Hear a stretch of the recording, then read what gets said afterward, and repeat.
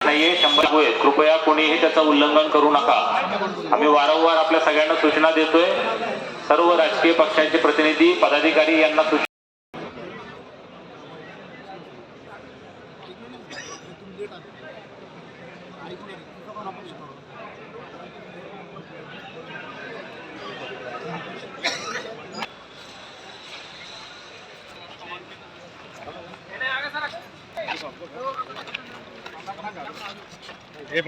इथे कोणीही थांबू नका, कृपया सगळ्यांना विनंती आहे।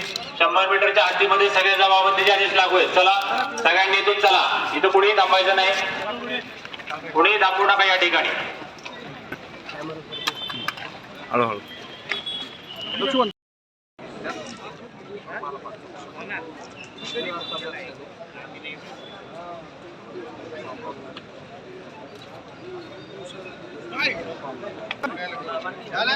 नको मी कामात आहे त्याच्यामुळे मी तुझ्याकडे मी येतो नको येऊ तू इकडे आला का मी तिकडे जाईल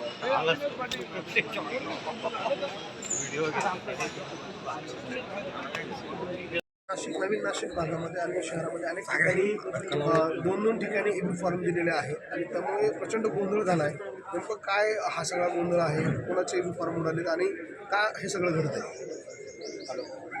पक्षाने कालच अधिकृत उमेदवारांची यादी जाहीर केलेली आहे।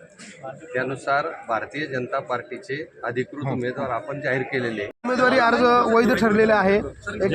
जे पक्षाने फॉर्म दिले तेच उमेदवारी अर्ज वैध झाले। कोणाकोणाचे तुमच्या घरात कोणाकोणाचे आहे?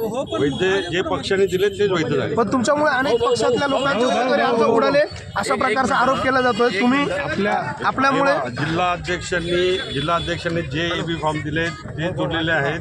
जे ठरलेलं होतं त्या पद्धतीने त्यांनी एबी फॉर्म दिले। त्यांनी दुसऱ्याला कोणाला एबी फॉर्म दिले मला माहिती नाही। पण याच्यामुळे